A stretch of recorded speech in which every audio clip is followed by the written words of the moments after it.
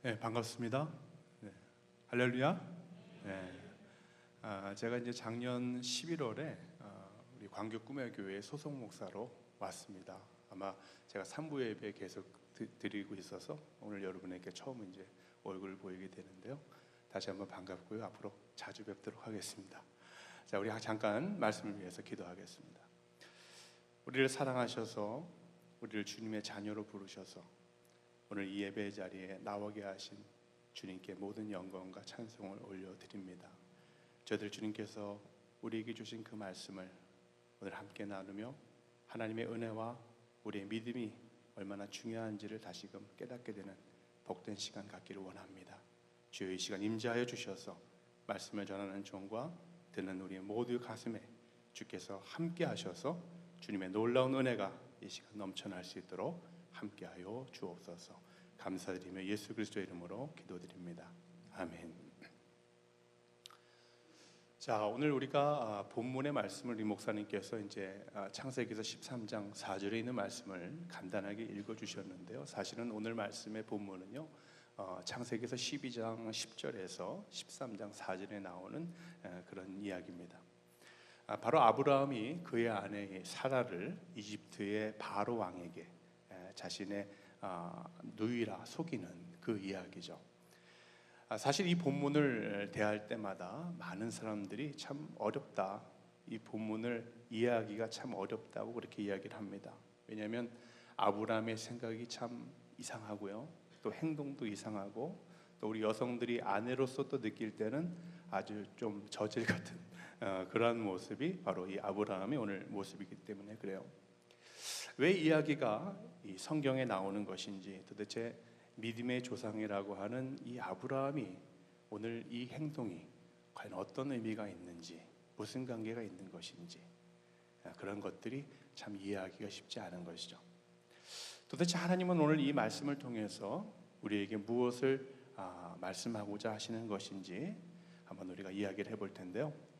자, 성경을 이렇게 가만히 보면요, 성경에는 때때로 그 이야기를 할 때에 아주 짧게 이야기를 합니다.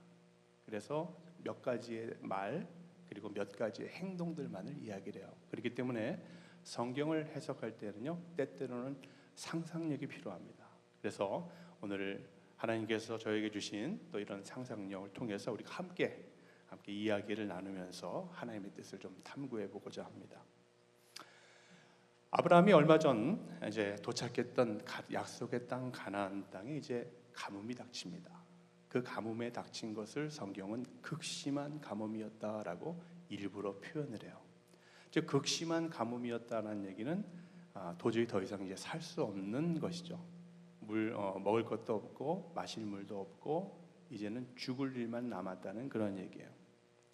자, 이럴 때에 사람이 할 수 있는 최선의 판단이 있다면 그곳에서 그냥 죽든지 아니면 자신이 원래 있었던 곳으로 돌아가는 일입니다. 아브라함이 아마도 사람들을 이제 불렀을 거예요. 자, 이제 우리가 여기에 이제 도달한 지 얼마 되지 않았지만 이제 저 이집트 땅으로 다시 한번 갈 것이다 라는 이런 얘기를 하는 거예요. 자, 이런 얘기를 만약에 이 종들이나 식구들이 들었을 때 어떻게 반응을 했을까요?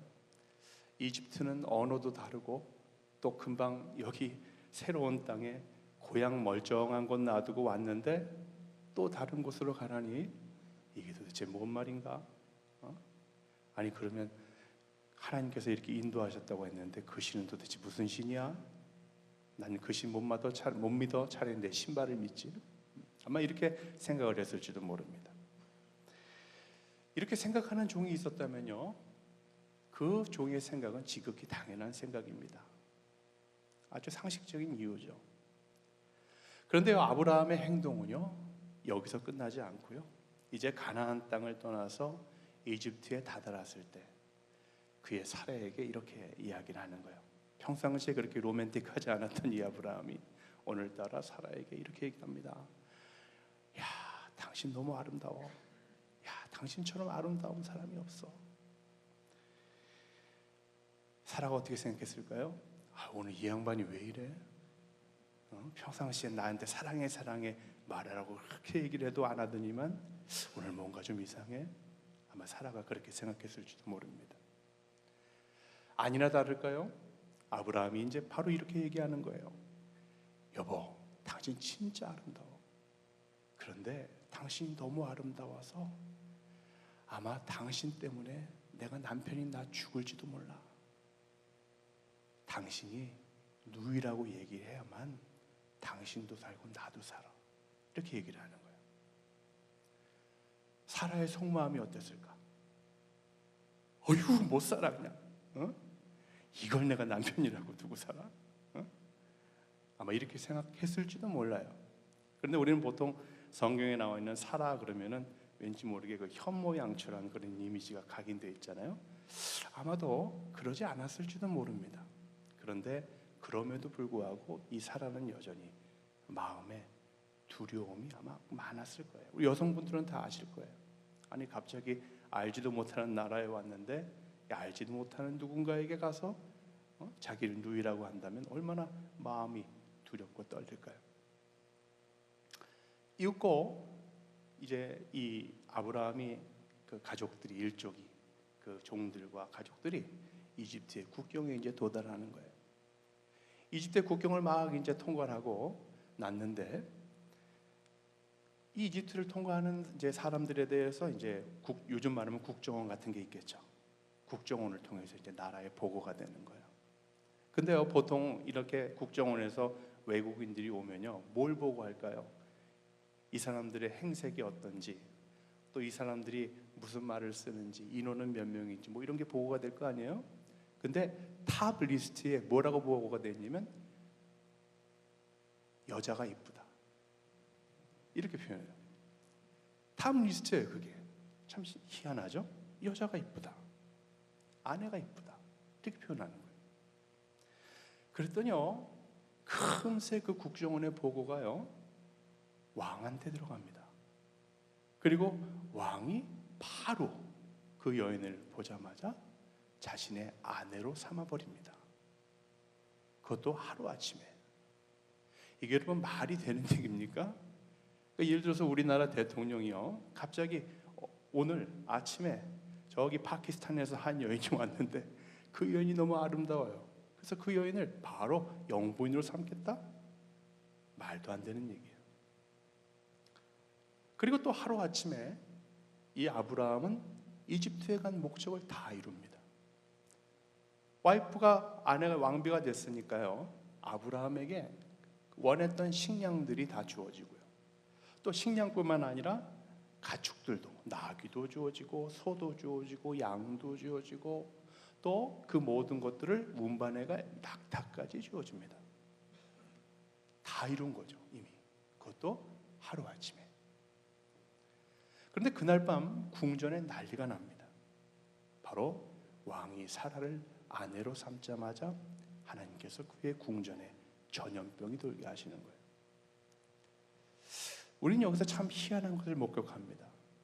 바로 그 전염병의 원인이 사라를 아내로 삼은 것임을, 그것 때문임을 금방 바로 왕이 깨닫게 되는 거예요. 만약 이런 일이 발생을 하면요, 상식적으로 어떻게 됩니까? 이 아브라함의 일족들은 사라도 마찬가지고 다 사형이에요. 왜냐하면 왕을 속인 죄가 있기 때문에, 그리고 왕을 기만해서 왕을 우롱을 했기 때문에 그들은 그 자리에서 다 죽임을 당하는 것이, 그게 원래 상식적인 일이에요. 그러나 죄를 묻고 처단되었어야 할 이 아브라함과 그의 사람들은요, 참 재미있게도 오히려 복을 받고 추방을 당하게 되는데, 그 추방도 참 재밌어요. 어차피 추방돼야 돼요. 어차피 가야 돼요, 자기네 집으로. 그렇죠? 이런 추방은 세상에 있지 않습니다. 그 재물도 하나도 빼앗기지 않습니다. 이거 다 줄 테니까 빨리 나가, 빨리 네 집으로 가, 라는 그런 얘기예요. 13장 2절에 보니까요, 거기에 이런 말씀이 있어요. 아브라함에게 은과 금과 그리고 가축이 풍부하였다라는 말이 있어요. 그것뿐만 아니라 요즘 금값 비싸죠, 그죠? 금과 은 다 해가지고요, 순식간에 당대의 부자가 된 거예요. 180도로 자신들의 삶과 인생이 물질적으로 변하게 된 거죠. 어떻게 이런 일이 가능했을까? 다른 것은 도저히 설명하려야 설명이 안 되죠. 무엇 때문이었을까요? 무엇 때문이었을까요? 자, 여러분 대답을 좀 해주세요. 무엇 때문이었을까요? 누구 때문이었을까요? 여호와 하나님 때문이었죠. 성경에 나와 있지 않지만요, 물론 아브라함에게 하나님께서 이집트로 가라고 명령하셨을 거예요. 그러나 성경에는 나와 있지 않지만 분명 아브라함에게 이렇게 하라고, 그의 말과 행동의 모든 것들을 세심하게 다 하나님께서 아브라함에게 가르쳐 주셨을 것이란 말입니다. 또 사라에게도 네가 어떻게 말할 것인지 그것조차도 다 하나님께서 이야기해 주셨을 거란 얘기예요. 누가 바로로 하여금 이 모든 일들이 자기가 사라를 데려왔기 때문이라는 걸 알게 했을까요? 바로 하나님이셨던 거예요. 누가 그 65세 된 사라를 아내가 이쁘다라는 그 리스트로 올리게 만드는 그 눈을 갖게 하셨을까요? 바로 하나님이셨기 때문에 가능한 얘기예요.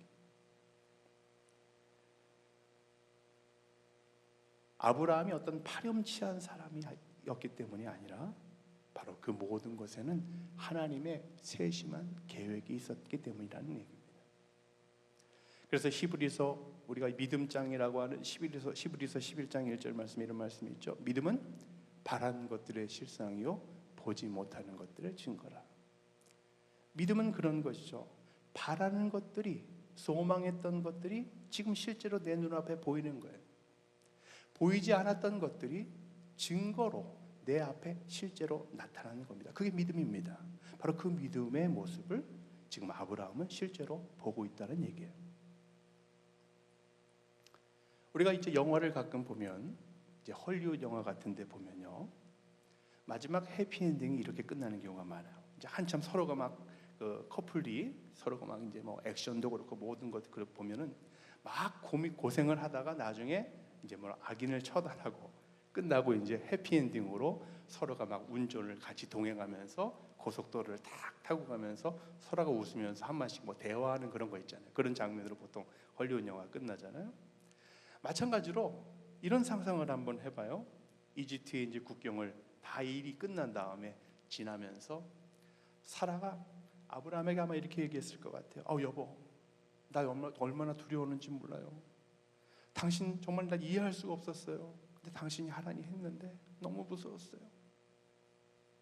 그러자 아브라함이 뭐라 그랬을까요?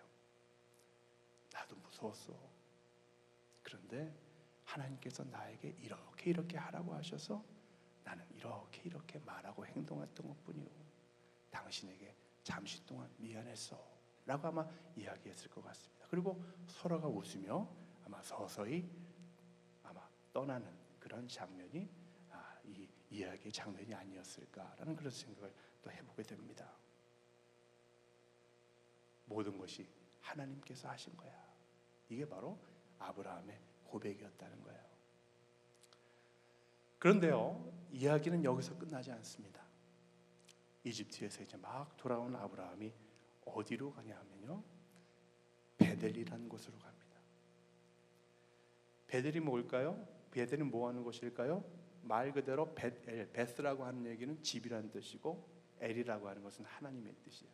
즉 하나님의 집으로 갔다는 얘기예요. 하나님의 집은 뭐 하는 곳입니까? 우리 오늘 여기 있는 것처럼 하나님께 예배하는 것이고, 하나님께 기도하는 것이고, 하나님께 찬송하는 것이죠. 아브라함은 이 베델로 갔는데요, 이 베델이 또 어떤 곳이냐면, 아브라함이 처음에 약속의 땅, 자기의 고향을 떠나서 약속의 땅인 그 땅에 처음에 오자마자 했던 곳이, 하나님을 예배하고 제단을 쌓은 곳이 그게 베델이에요. 근데 이 일을 겪고 난 후 이집트에 다녀온 다음에 또다시 곧장 달려간 곳이 바로 베델이었다는 얘기예요.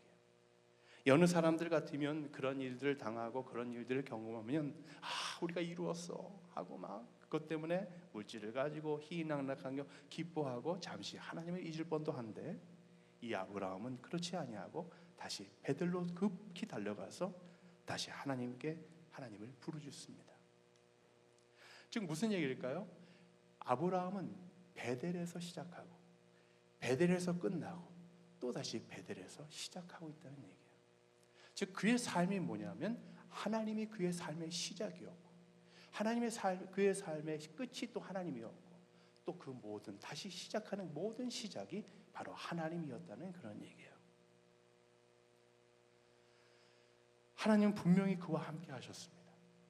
그러나 이런 기적 같은 기적의 일들은 만약 아브라함이 하나님께 달려가지 않았다면, 즉 그가 하나님을 향한 믿음을 갖지 않았다면 일어나지 않았을 일이었다는 얘기예요. 왜냐하면 히브리서 11장 16절 말씀에 믿음이 없이는 하나님을 어떻게 기쁘게 하지 못하나니, 이런 말씀이 있기 때문에 그래요. 자, 이 말씀은 그래도 한국말로 번역이 돼서 조금 뉘앙스가 약해요. 근데 원어에 더 근거해서 번역한 영어 성경을 보면요, 이렇게 되어 있습니다. 제가 잠깐 읽어보겠습니다. Without faith, it is impossible to please God. 신앙이 없이는 하나님을 기쁘시게 하는 것이 불가능하다라고 표현합니다. 믿음이 없이는 하나님을 기쁘시게 하는 것이 어떻게 해요? 불가능하다라는 얘기예요. 믿음의 눈이 아니라 인간의 눈으로 볼 때는 눈으로 보이는 극심한 가뭄이 있는 그 약속의 땅은요, 희망이 아니라 절망입니다. 믿음의 눈이 없이는요, 그것을 떠나가는 그 이집트로 모든 것을 버리고 다시 간다는 것도 누가 보아도 절망입니다. 그러나 믿음의 눈으로 보니까 이미 앞으로 되어질 일들이 눈이 훤하게 보였던 거예요. 믿음의 눈으로 보니까 내 앞에 있던 절망이 아니라 희망이 되었던 겁니다. 왜냐하면 그의 눈에, 믿음의 눈으로 보니 하나님께서 움직이고 계셨던 것이 보였기 때문에 그래요. 믿음의 눈이 있어야 하나님을 기쁘시게 합니다. 우리말 중에 감동이라는 말이 있습니다. 감동이라는 말을 옛날에 돌아가신 이어령 씨가 이렇게 얘기를 하시더라고요. 느낄 감, 그리고 동은 움직일 동, 느껴야 움직인다라는 것이 감동이래요. 즉 하나님께서 우리가 믿음을 가질 때 하나님께서 기쁨을 느끼셔요. 그래야 하나님이 움직이신다는 얘기가 되는 거예요. 즉 우리의 믿음이 결국 하나님을 어떻게 해요? 감동시킨다는 그런 얘기입니다. 아브라함 시대의 그 하나님은 2025년 5월 18일 그 하나님과 다른 분입니까? 다른 분입니까? 같은 분이죠. 믿으시면 아멘 합시다. 같으신 분입니다. 아브라함과 함께 하셨던 그 하나님은 오늘 이 시간에 우리에게도 동일한 하나님이심을 믿으시기 바랍니다. 그래서 아브라함과 함께 하셨던 그 동일하신 하나님은 오늘 우리에게도 똑같이 무엇을 요구하신다고요? 믿음의 눈을 요구하고 계신다는 얘기예요. 제가 아주 오래전에 재미있게 보았던 헐리우드 영화가 하나 있는데요. 메이저리그라고 하는 그런 영화입니다. 1989년도에 제작된 그런 영화인데 아마 여기 계신 연배분들은 아마 대략 아실 만한 그런 배우들이 출연을 했는데 르네 루소, 또 찰리 신, 또 웨슬리 스나이프스, 아주 쟁쟁한 이런 배우들이 나온 게 바로 그 메이저리그라는 영화예요.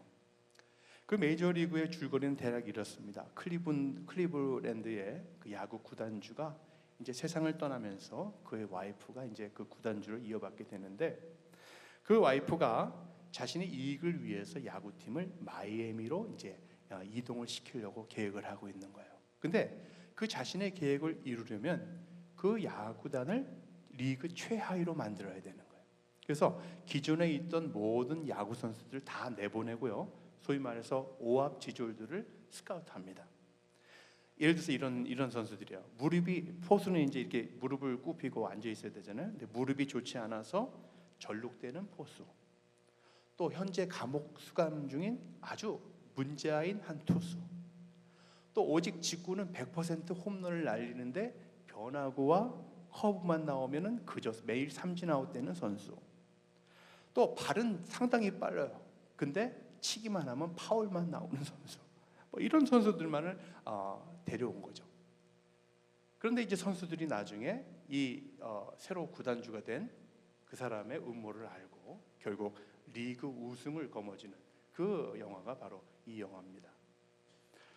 그 영화에서 이 아까 얘기한 그 투수, 아주 문제아 투수를 누가 배역을 맡았냐면 찰리 쉰이라는 배우가 그 역할을 맡았어요. 평균 시속이 150m입니다. 150m면 요즘은 뭐 웬만한 선수들 다 그 정도 던지는데 그 당시만 해도 이제 만만한 그런 시속이 아닙니다. 구속이 아니에요. 그런데 이 투수에게는요, 문제는 뭐냐면 공만 빨랐지 공을 던지기만 하면 엉뚱한 데로 가는 거예요. 그러니까 아마 이 구단주가 이 선수를 뽑은 거죠. 이 선수가 늘 근데 자신이 던지는데 자꾸 엉뚱한 데로 가니까, 자기는 잘 던진다고 던졌는데 엉뚱한 데로 가니까 늘 자신을 자책하는 거예요.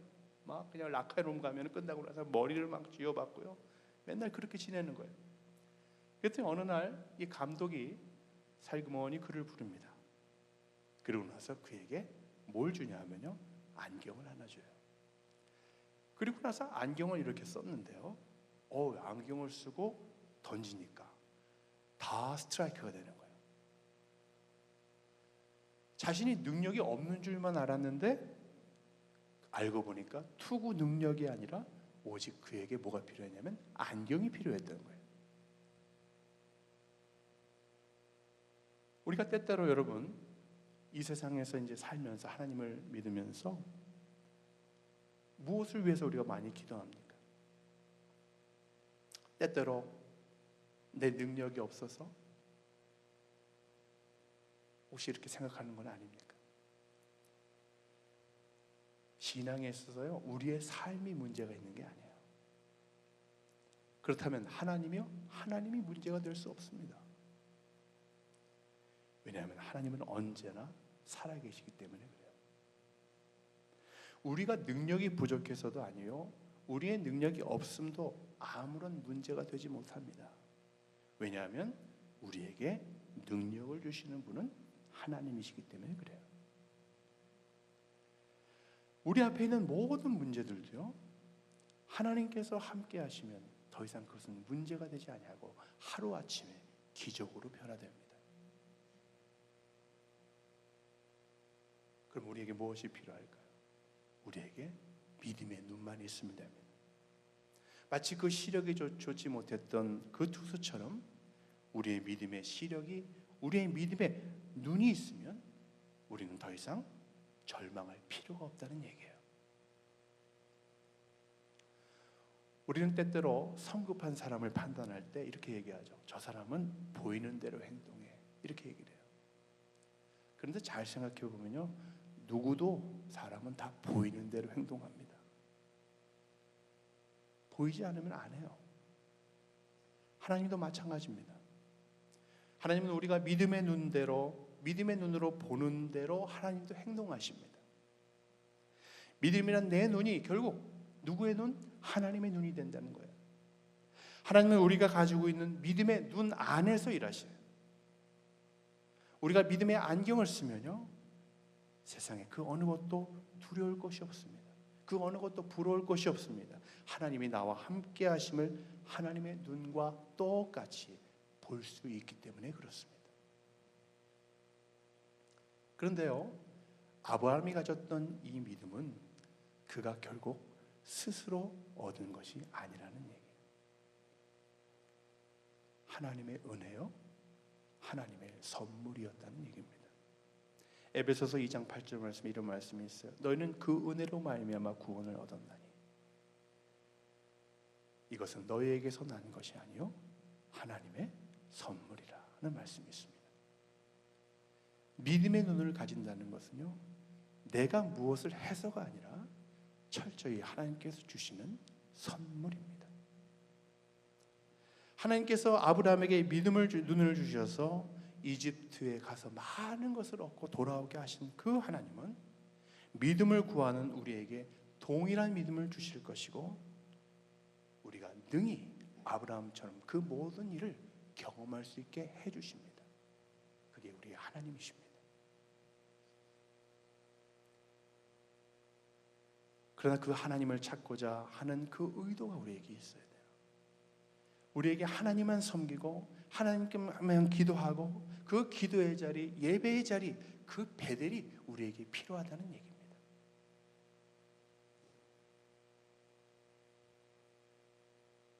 바로 하나님께서 오늘 이 성경에 나와 있는 정말로 말도 안 되는 이 우화와 같은 이야기를 우리에게 주신 이유가 바로 거기에 있어요. 신앙이라는 것은요, 어쩔 때 보면 이런 우화와 같습니다. 하나님의 이야기는 많은 경우에 우화와 같습니다. 그것은 마치 우리가 이솝우화처럼, 마치 세상에 있는 그 어떤 이야기처럼 되지 못했던 것들이 되는 역사, 없었던 것들이 다시 생기는 역사, 그 역사가 바로 하나님의 역사이기 때문에 그래요. 그게 부활의 역사입니다. 세상은 다 안 된다고 얘기하는 겁니다. 세상은 다 죽었다고 얘기하는 겁니다. 그러나 아니다, 살았다, 살 것이다. 그게 부활의 신앙이에요. 자, 우리 다 같이 가슴에 손을 얹고 한번 우리에게 선포해 봅시다. 믿음의 눈을 주신 아브라함의 하나님은 믿음의 눈을 주실 나의 하나님이시다. 한 번 더 합시다. 믿음의 눈을 주신 아브라함의 하나님은 믿음의 눈을 주실 나의 하나님이시다. 할렐루야. 이 하나님이 여러분의 하나님이십니다. 그러므로 우리가 하나님께 우리의 마음속에, 우리의 삶 속에 베델을 둔다는 얘기는 결국 항상 우리의 시선을 누구에게? 하나님께 돌려드리는 거예요. 믿음의 눈은 하나님을 기쁘시게 합니다. 우리가 칭찬은 고래도 춤추게 한다 그러잖아요. 믿음의 눈은 하나님을 기쁘시게 하드려서 하나님이 움직이게 하십니다. 아브라함의 하나님은 저와 여러분의 살아계신 하나님이십니다. 우리가 믿음의 눈을 가진 여러분의 삶에 반드시 기적이 일어날 것입니다. 믿습니까? 우리 큰 소리를 합시다. 나의 삶에 기적이 임할 것이다. 왜냐하면 하나님은 나의 살아계신 하나님이기 때문이다. 여러분의 삶에 기적이 반드시 일어날 것이고 여러분의 삶은 하나님의 역사가 될 것입니다. 우리 이 시간 이 말씀 생각하면서 우리 찬양 가운데 시선이라는 찬양 있죠? 우리 찬양하면서 우리가 하나님만 내가 시선을 두겠습니다, 하나님만 바라보겠습니다 하는 고백으로 함께 찬양하겠습니다.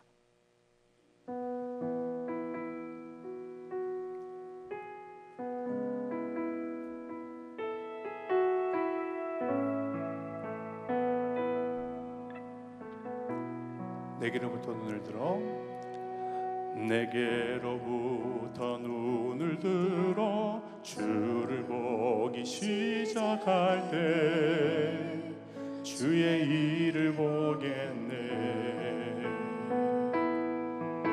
내 작은 마음 돌이키사 하늘에 꿈꾸게 하네. 주님을 볼 때 모든 시선을 주님께 드리고 살아계신 하나님을 느낄 때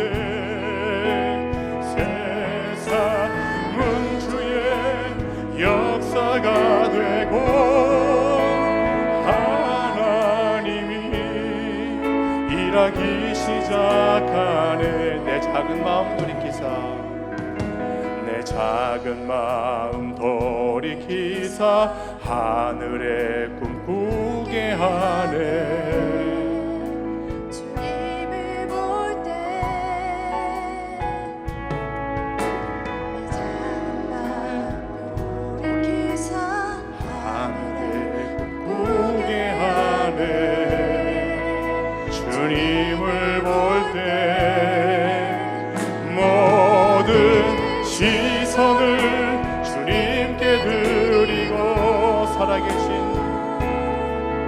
살아계신 하나님을 느낄 때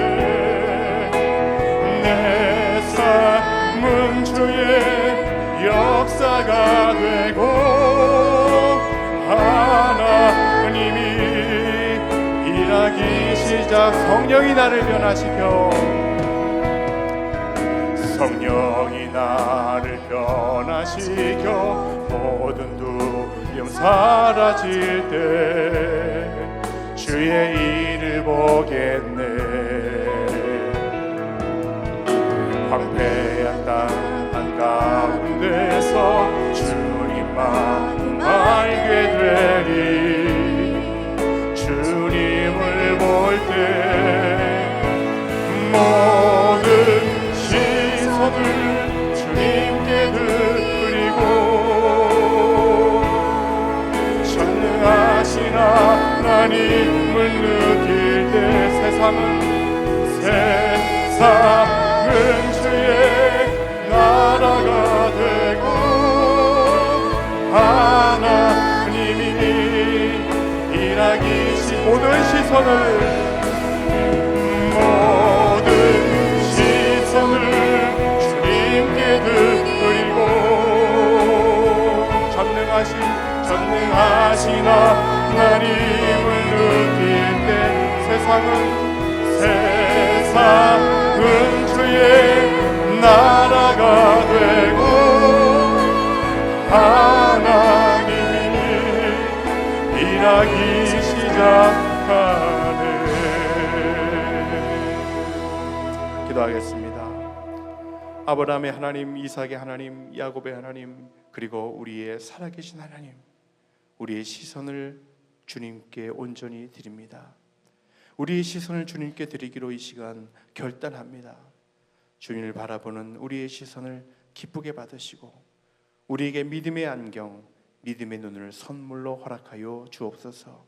그래서 이 땅에서 우리의 예배처소, 우리의 기도의 장소인 우리의 베델 가운데서 주께 부르짖을 때에 아브라함에게 주셨던 그 놀라운 일들보다 더 놀랍고 더 크고 더 비밀한 일들이 오늘날 우리에게도 임하게 하옵소서. 예수 그리스도의 이름으로 기도합니다. 아멘.